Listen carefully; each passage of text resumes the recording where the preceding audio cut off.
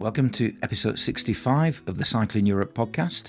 My name is Andrew Sykes. Now, before we get going, a little word of explanation. Some of you might be a little bit confused. You've perhaps seen that there's a new episode of the podcast available, but you can't find it. That's because for the first week, the podcasts are now just available on YouTube. So if you go to the Cycling Europe YouTube channel, you'll find them there for the first week. After the first week, they're available in all the usual places: Amazon, Google, Apple, etc. Now, to episode number 65. Lighthouses. They make great starting and end points to cycle routes. But in this episode, I'm talking to somebody who's decided to go and visit every single lighthouse in mainland Britain. I started by asking him to introduce himself.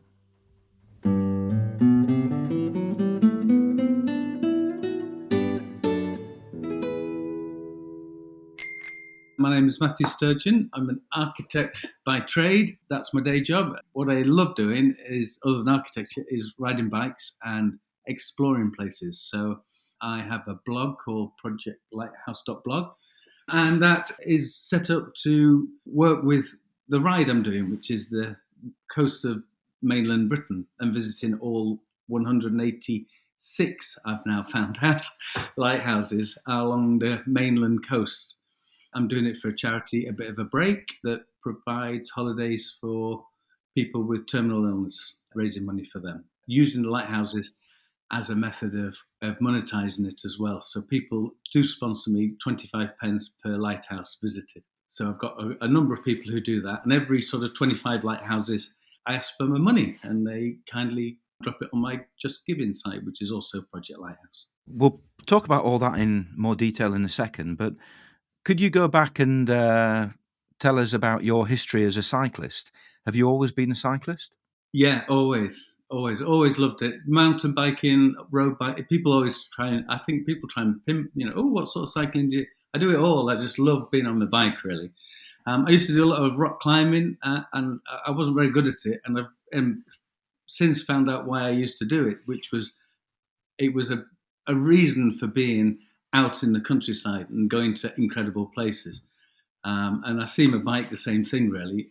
The cycling it is a wonderful thing, but it is what it gives you that I love. The idea that, it can take you places, you can see an awful lot, you can travel amazing distances quite easily, really.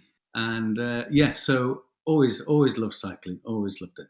So before this project, had you ventured abroad or around the world or anywhere like that? Yeah, well, not massively. We cycled once with my late wife Angela. We did Pisa to Rome on the bikes. I've been mountain biking abroad to Slovenia and other places, and then I've done quite a bit in this country.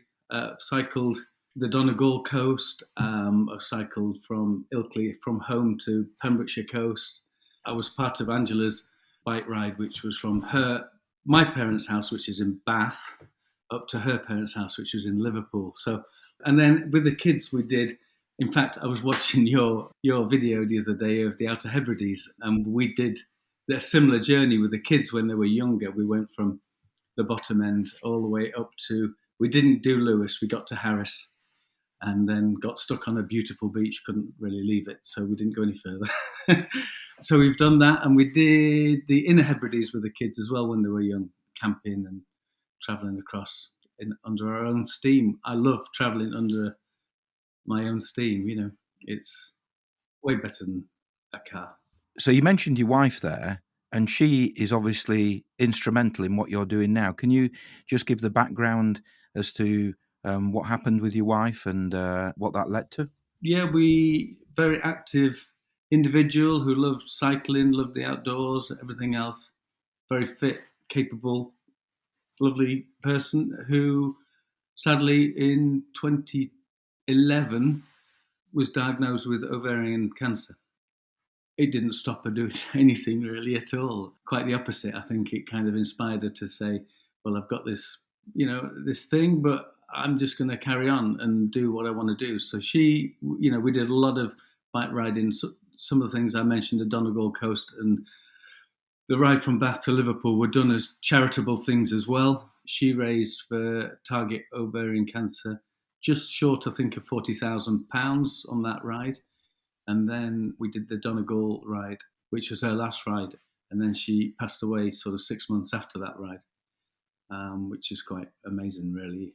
And that was in 2016. But before that, she set up a bit of a break, which was what she realised with her illness and with others was that you never know when you've got spare time.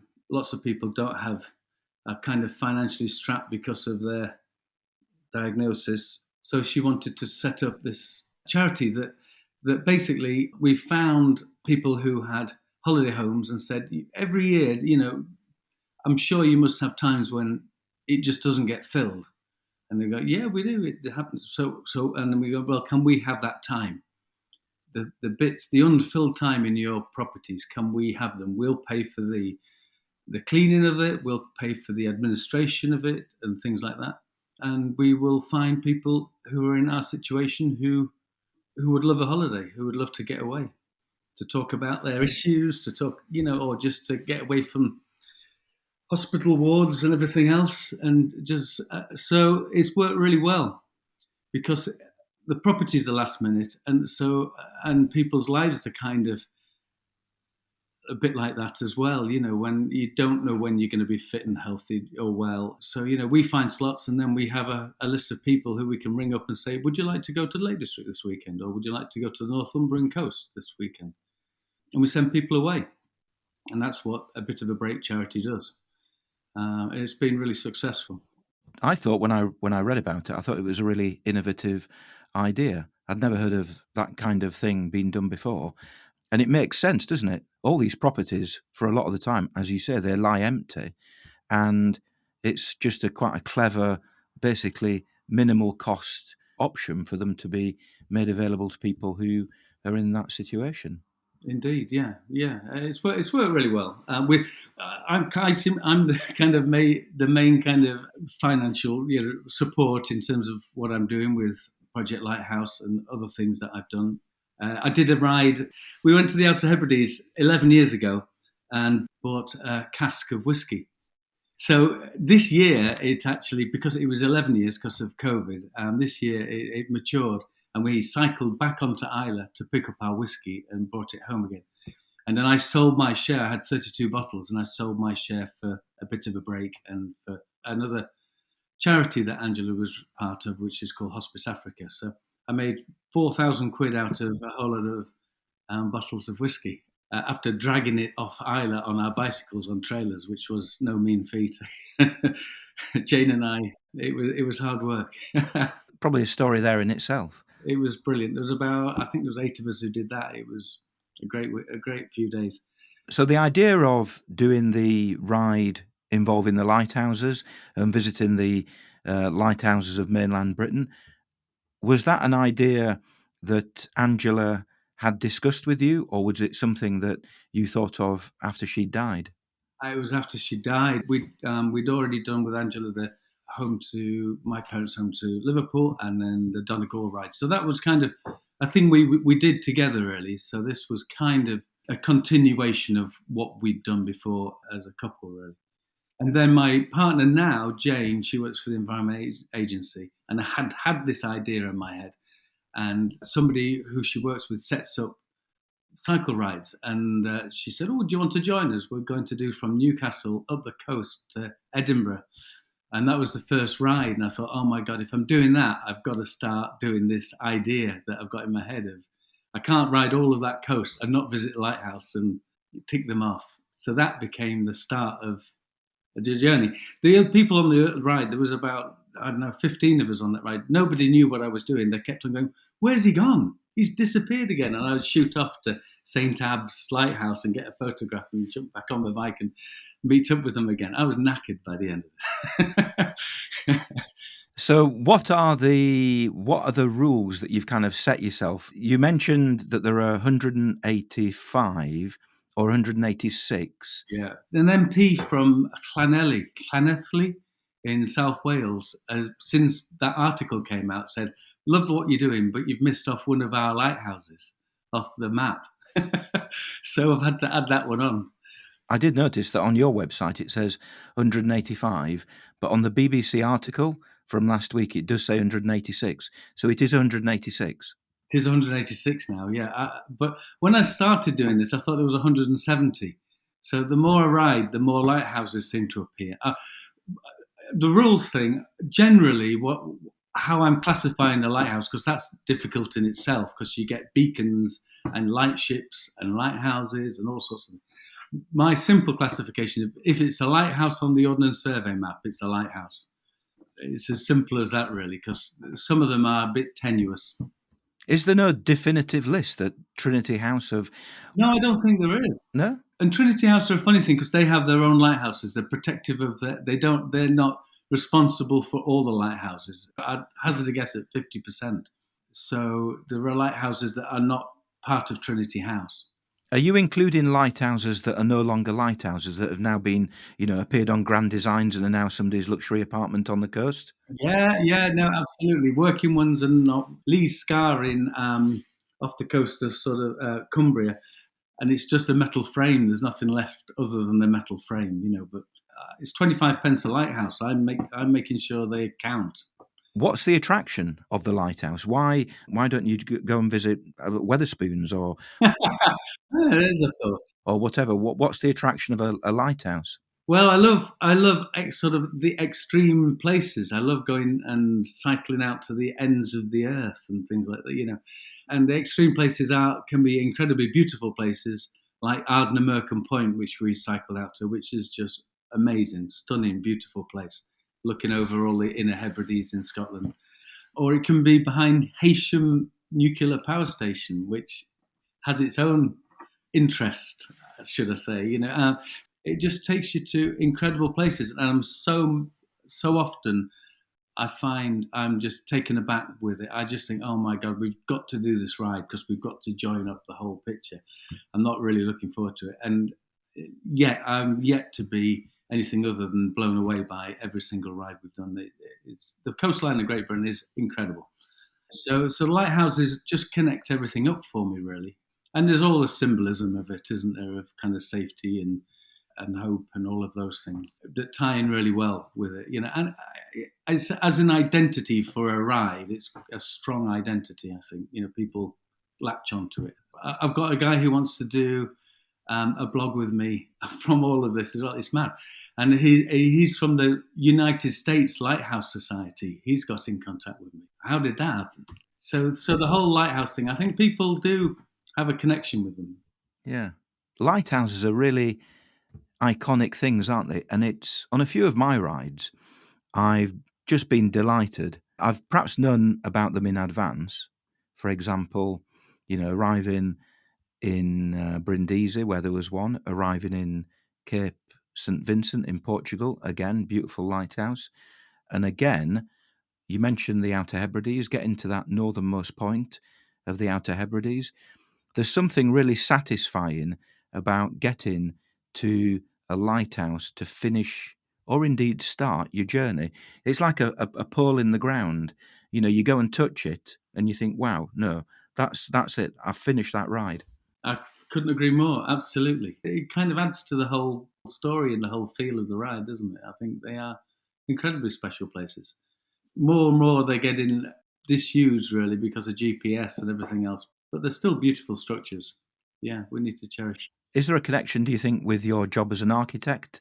Yeah, I guess there is a connection there, isn't there? Absolutely. And I am fascinated by the designs of them. You just think all lighthouses are sort of circular in plan and have red and white stripes. I mean, if you go on my blog, you'll just see the amount of designs are incredible. Smeaton, who was the engineer stroke architect for quite a lot of them, he was from Leeds as well. So, that's local to me.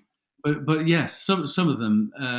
The one it's called Herd Groin, which is one of my favourites, which is on the Newcastle on Tyne on the South Shields on the estuary, and it's like some sort of spacecraft. It's incredible. We got there in the dark and had to light it up with our bike lights to get a good photograph.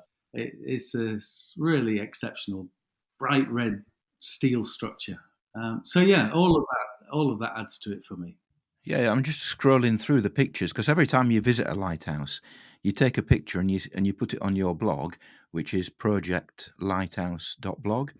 And you'd think that over the centuries they would have come up with a definitive design for the lighthouse, but every single one of them has got its own unique design, its own unique features. The only thing that they've got in common is basically that they've got a lamp at the top. Yes, yes. And I have to park. One of you were asking, what are kind of the rules? I park my bike next to each one. So my blue bike, which um, sparkly blue bike, I call it, always gets parked up. Not me. They don't want to see me. The bike goes next to it. So that's my kind of tag to prove that I've been there. There've been quite a few people in recent years who have set off from one point on the coast and basically cycled all the way around. I think probably the most famous person to do it would be Mike Carter when he wrote his book One Man and His Bike. But you're doing it slightly differently. You're doing it in bits. Were you ever tempted to take 3-6 months off work and just go around the coast and visit everyone in a sequence? It's fascinating, isn't it? Yes, absolutely. But this isn't a lone journey of somebody shutting his front door and heading off. And that did cross my mind. But life gets in the way of things like that. And there's other influences and everything else. But what I also do is I invite people to come on these rides with me. So every ride, before I do it, I've got a list of people who've asked, "Oh, could I be part of this?" And I email them and I post on Instagram what the next ride will be and when it is. And sometimes it's just Jane and I.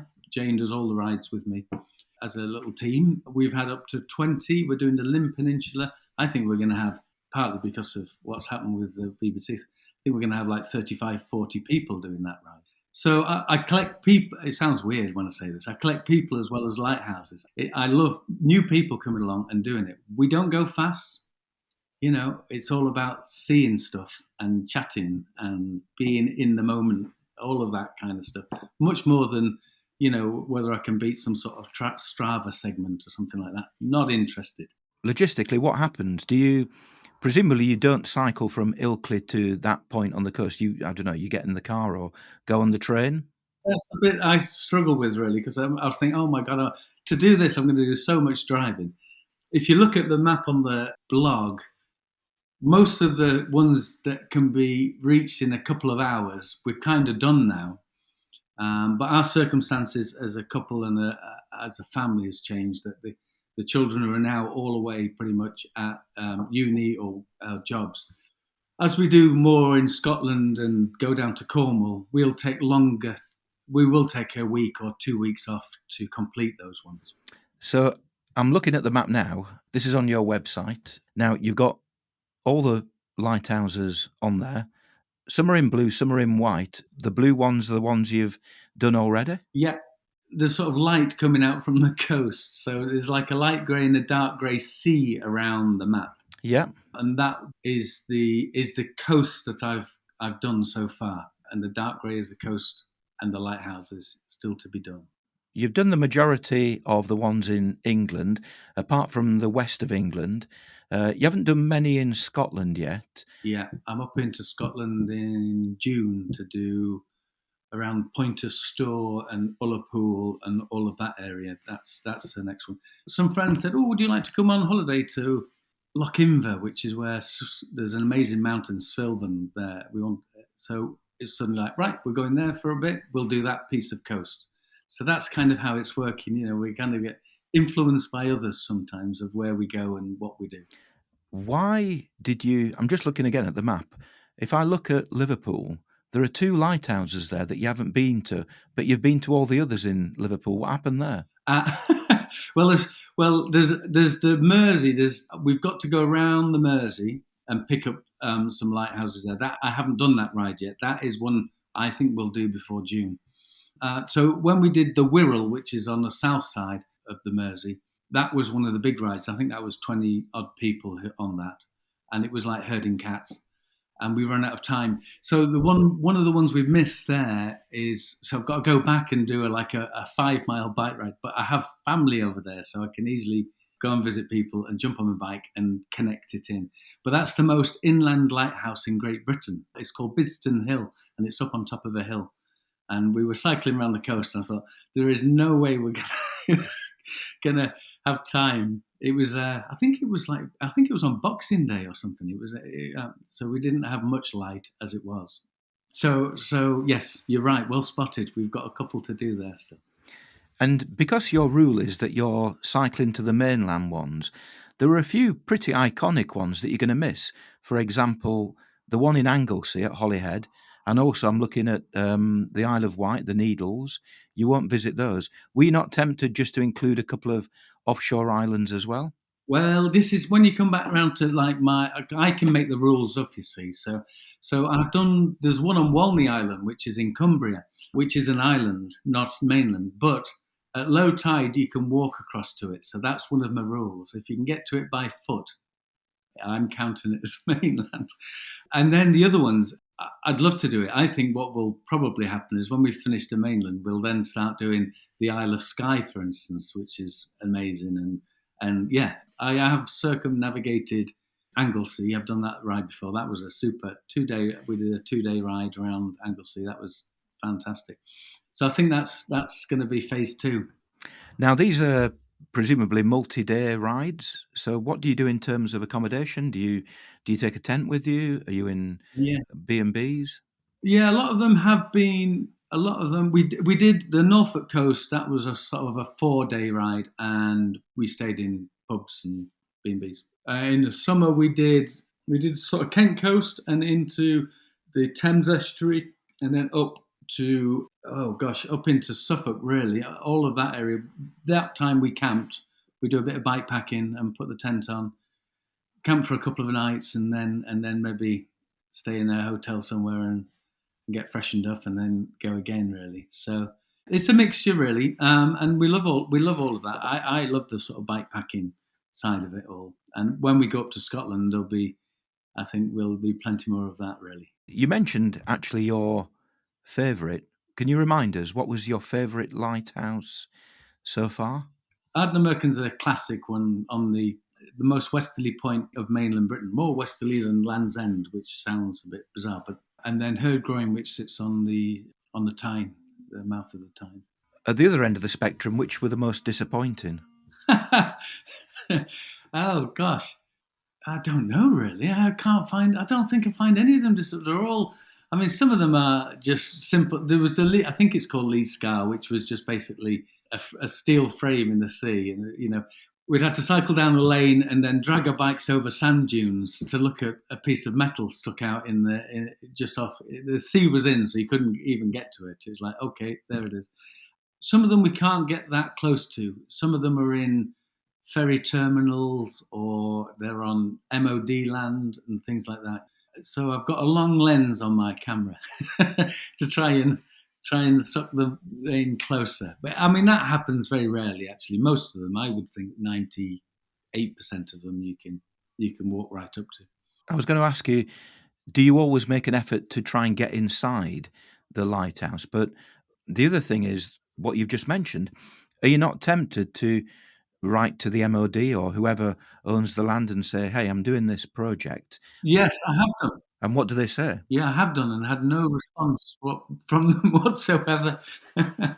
No, I have done that a couple of times, but I haven't had the only one I've had to I've knocked on the door. Great Orme Lighthouse, which is incredible, near Llandudno, is just an amazing spot. You go around the Great Orme; it's worth a cycle ride any day of the week, and that's it's part of a house. It's like a B&B business. I had to knock on the door there, and I was taken round the back. It's not a lighthouse, which is a tower. It's almost like a conservatory stuck on the back of the building. Really, it's a curious thing.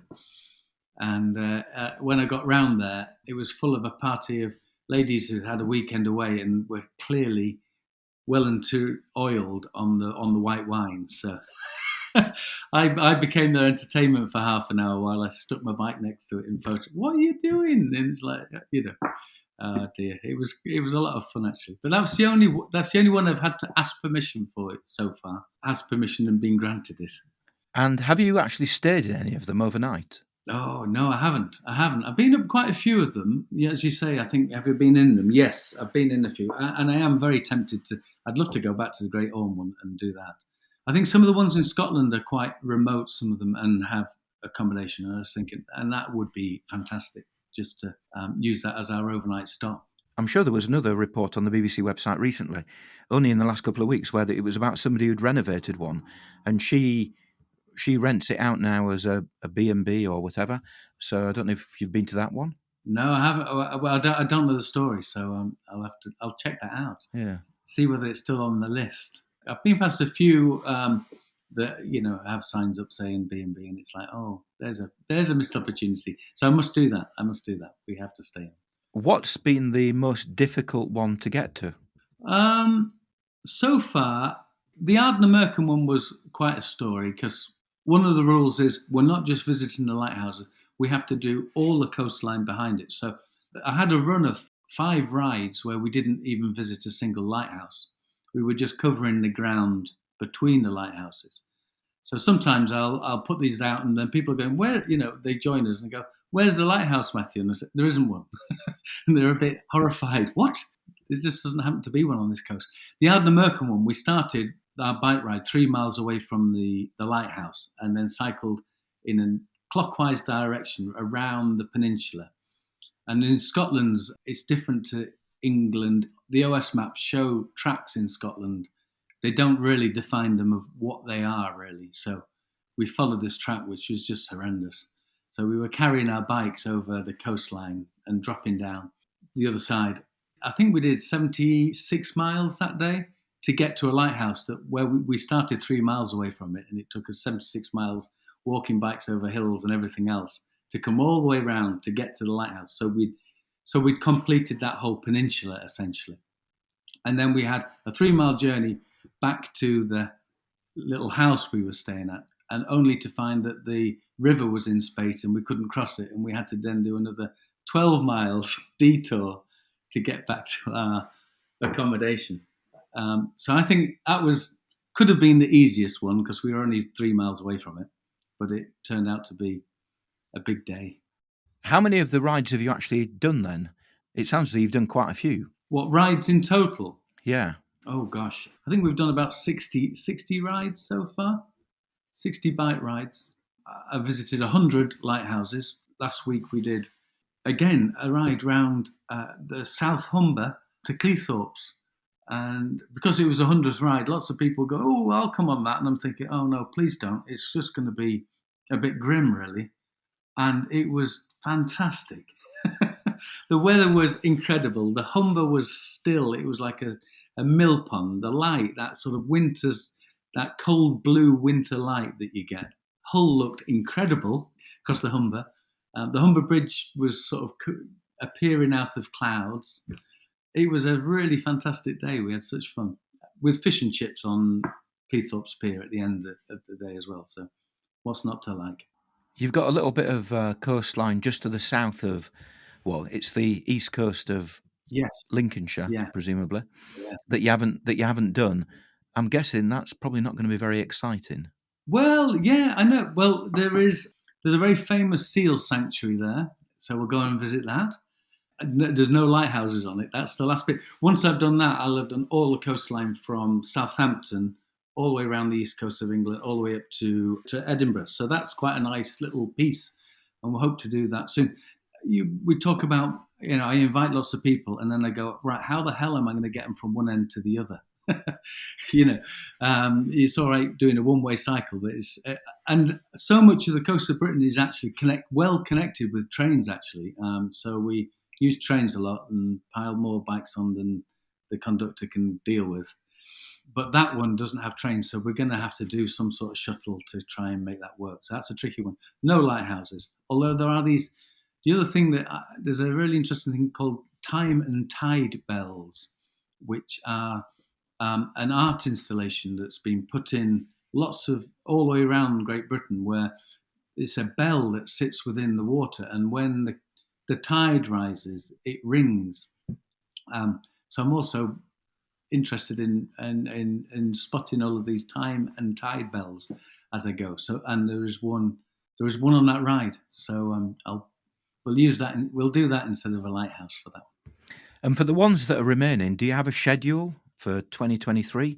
Do you have a list of rides? Not as yet. I mean, we've got a Scotland trip in June. We've got the Limb Peninsula ride. That's a 2-day ride, and we're camping on the cliff tops near Aberdaron. They have teepees. It looks fantastic. This campsite. They have teepees. So I've booked 3 teepees. So that's 18 people dealt with. So they just need to bring a sleeping bag and crash there. People pay me to do the ride as well. I don't ask for them. I ask for £5, but most people give me more. So I've become a bit of a tour guide essentially for people, and sort all the logistics out, which I enjoy doing. So that's another way of monetizing it, really. I guess. When you say you get paid, obviously that's the money that goes to the charity, isn't it? Yeah, that's right. It's not. I don't get a pen. It cost me a fortune, to be honest. But there we go. And if somebody was thinking of doing a similar kind of thing in the future, what advice would you give them? What of doing this? Or rather, if you were to do it again, if you were to go back 2, 3 years to start the whole thing again, what would you do? Would you do it in a different way? Would you do it more organised, or do you quite like the haphazard nature of the whole thing? I love the happen. I don't know. I don't think I do anything different because it's just grown. It's just sort of grown organically and beautifully, really. I did when I started it. I thought, oh, this will take me 2 years. I think I'm on year 4 or 5 now, and hopefully it'll speed up a bit now. There was some gaps because of COVID and personal stuff. All of that got in the way. It's the inclusivity of it that's the real joy. That we can get people along and get people riding. Some people who never ride. We get people who come along on electric bikes and all comers and we'll go. The speed we go at is the comfortable speed of the slowest person. That's fine, not a problem. So I don't know whether I'd do anything different. Would I have started it if I'd have known how long it was going to take me? Probably not. But well, I don't know. I probably would have, really. I'm determined to complete it. That's for sure. It builds with momentum, really.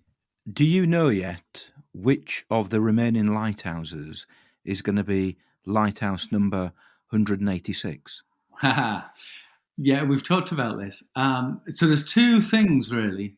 Um, the last lighthouse I would like to be Cape Wrath in the very north, and that is an exceptional, finish at the top of Scotland along a dirt track, and then clearly camp the night there and take some whiskey with us. It would be the appropriate thing to do, I think.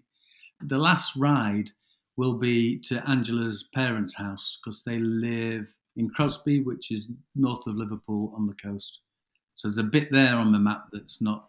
There's no lighthouse there, but that will most definitely be the last leg of the journey to complete the loop around Great Britain. So we'll finish at my late wife's parents' house. And if you do the Cape Wrath one, then and you cycle along that road up to Cape Wrath, you'll then be eligible for the Cape Wrath Fellowship, won't you? Which is a cycling UK thing. That's right. Absolutely. Yeah. Yeah. I'm trying to work out how I can get from Cape Wrath and then down to Kinloch Brevy. There's an incredible beach called Sandwood Bay, just south of Cape Wrath. But it will be hiking over heather with bicycles, I think. But I think we'll do it. I think we'll just take our time.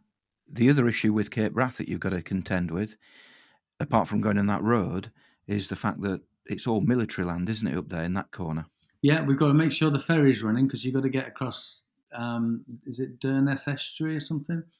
And yeah, it is. So it's a bit of a timing thing. I think the access is pretty good, but yeah, there are times when it'll be closed, I think. What next? After having done all 186 lighthouses, is there something else? I don't know. Perhaps those Weatherspoons pubs. Well, my partner really loves Jane. Really loves sort of the Scandinavian countries, or and below Germany up to Holland, and then Denmark. So there's a route. It's the North Sea. You know all this, I'm sure. The North Sea. Yeah, the North Sea cycle route. Correct. So we'll have done the by default by what we're doing. We'll have done all the sort of leg down England. So then we might just jump across the channel on a ferry and then start heading up and completing that. I think I'd love to do that. But once upon a time, there used to be a ferry that went from Newcastle to Stavanger and Bergen, and it's a crime that got closed because that was such a brilliant ferry to put you in the heart of Scandinavia. Well, there is talk of that ferry being reinstated, I think. Is there? The North Sea cycle route is Eurovelo 12, I think it is. And I did actually cycle a little bit of that in last summer when I went from the Hook of Holland down in the direction of France. So there are definitely a few lighthouses down there. So you can tick those off when you get there. What do you think your late wife Angela? What do you think she would think of what you've done over the last 5 years? I think she'd be gutted she wasn't on it with me, really, or with us.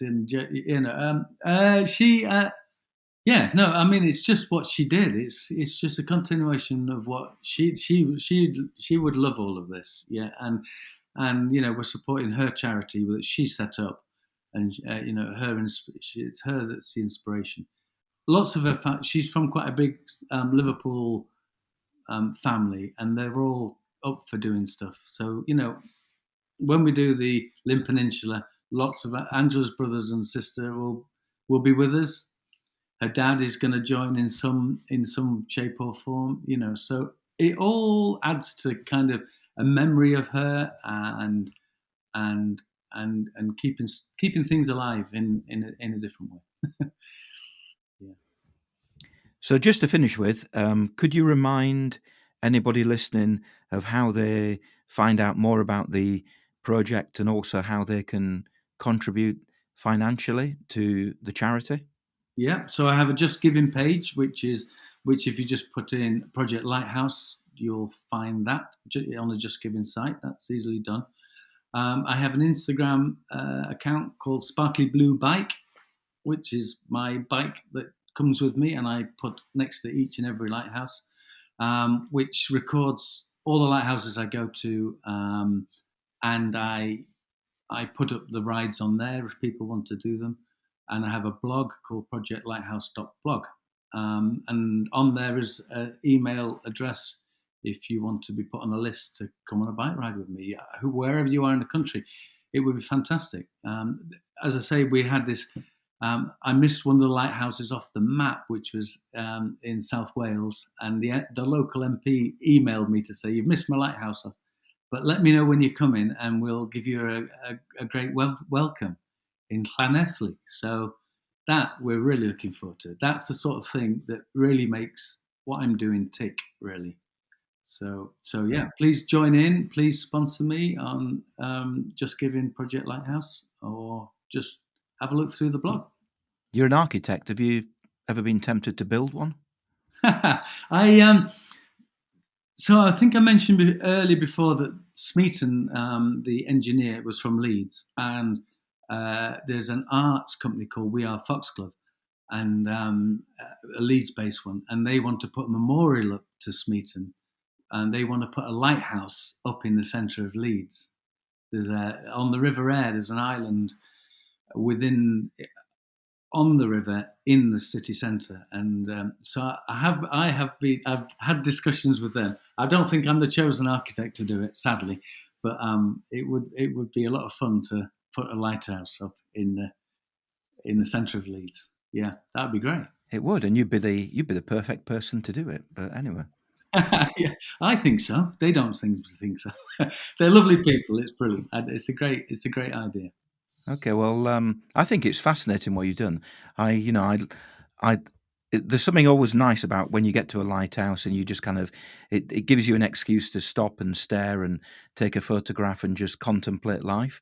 And I think what you're doing is brilliant. I think it's a unique idea, and obviously in a fantastic cause. So good luck with the rest of the cycles, and hopefully people will continue to contribute to the good cause and the charity. Contribute in any which way, riding with me or throwing me a few quid, all of that. Okay, thank you. Fantastic. Thank you, Andrew. It's been really good. And thank you to Matthew for agreeing to take part in this episode of the podcast. I'm seriously thinking of joining him in May. I think it's May 20th, 21st, when he's going to be doing a section of the Welsh coast. So perhaps that might be featured in a future podcast. Who knows? Talking of future podcasts, the next one should be, hopefully, about Brittany. I've already spoken to a chap called Tim Bowden, about his travels around Brittany in the summer of 2022. And then the podcast after that, well, the week after next, in the middle of February, I'm heading off down to Tenerife, and I'm hoping to record an episode of the podcast all about cycling in and around Tenerife. So look out for that in a few weeks' time. If you'd like to get in contact with the podcast, then you can go to cyclingeurope.org/contact and find all the contact details. Perhaps you've got your own cycling story that you'd like to tell. And if you'd like to help support the podcast, then you can go to cyclingeurope.org/support, and you'll find all the details as to how you could do that. And for those people who have in the past supported the podcast, it is very much appreciated. There are costs involved, and it just helps make the whole thing a bit more sustainable. So thank you for listening. Thank you to Matthew for contributing, and I'll be back with episode 66 of the Cycling Europe podcast very soon. So thank you for listening, and happy cycling.